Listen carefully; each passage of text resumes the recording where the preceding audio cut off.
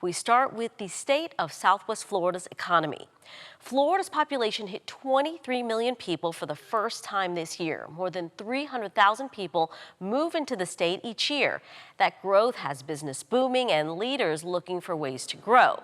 Recently, Southwest Florida Inc. hosted the annual State of the Region conference, where business and political experts, as well as thought leaders, tackled big topics like affordable housing, worker shortages, and water quality. I recently sat down with Southwest Florida Inc.'s CEO, Tiffany Esposito, to talk about Southwest Florida's future. Welcome, Tiffany. Thank you for joining us. Thank you for having me.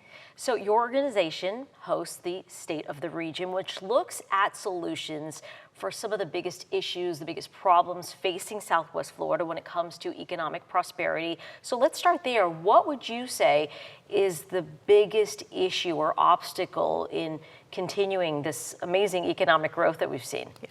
Absolutely, thank you. I appreciate that question. So the topics that we discussed at our State of the Region event a few days ago, which was an extremely successful event. We talked about workforce housing, we talked about energy security, we talked about talent development, and we really talked about economic prosperity and how it relates to innovation and allowing small businesses to be very innovative. So I know you really look at what policies can help some of the big issues. So I'll just ask you, what would you say are some of the changes that need to happen to kind of make our economic growth continue? Yeah, thank you.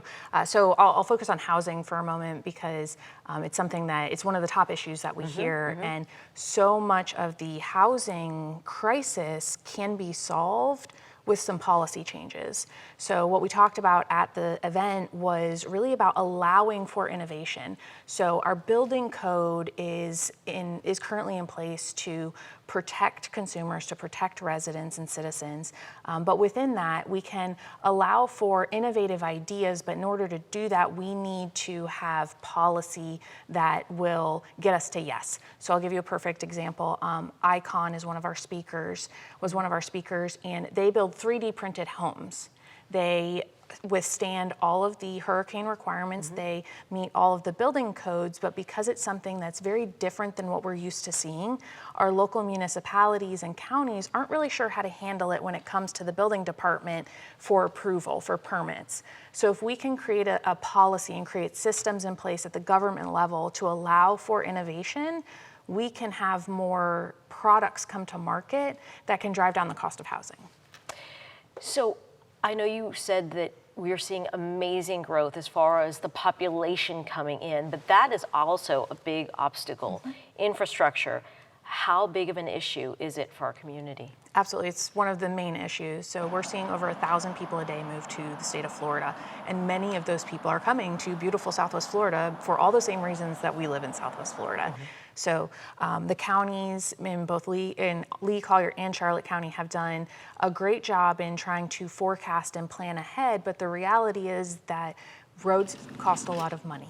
And with the inflation that we're seeing, the raw materials to build roads are more expensive, just like our groceries, just like everything else that we're experiencing. So the cost of the infrastructure continues to sort of hinder our ability to build as much as we need to. But I do want to compliment the counties and Florida Department of Transportation for expediting a lot of the road improvement plans that we need in order to continue to build the infrastructure that we need in order to move people, goods, and services throughout the counties. I know you look at future growth. Where do you see the future growth happening as far as just,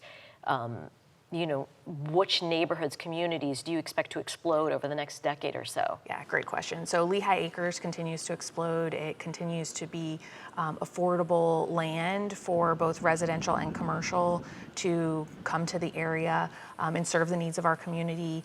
In eastern Collier County, in the Immokalee area, Ave Maria, in the Golden Gate area, and then in Charlotte County, we've got Babcock Ranch. I mean, they continue to build. They're in, I believe, phase 2, and they have many more phases after that to build. And we're seeing just more and more people gravitate toward that type of quality of life.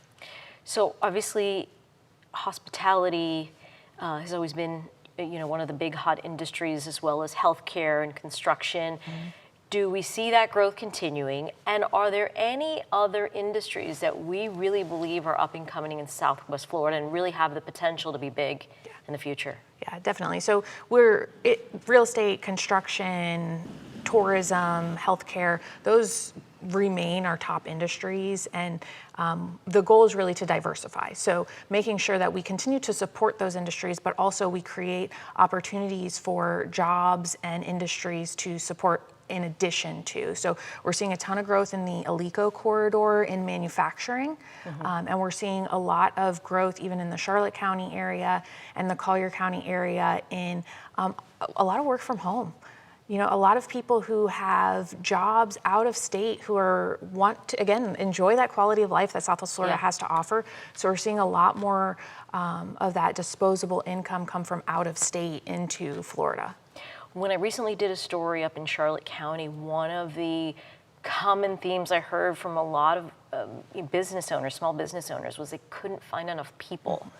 And then there's the issue of having enough people who have the skills that they need.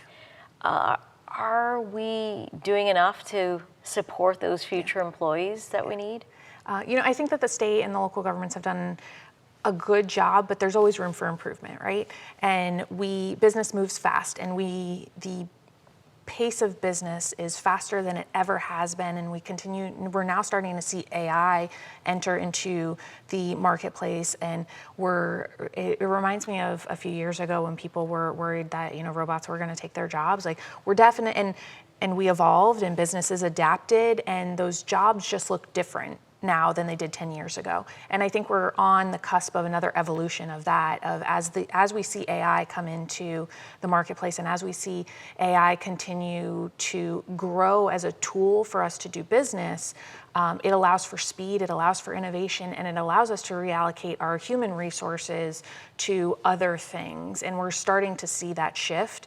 So what we need from a policy standpoint is we need education to shift with it. Tiffany, thank you so much. Tiffany Esposito, President and CEO with Southwest Florida Inc. We appreciate your time. Thank you.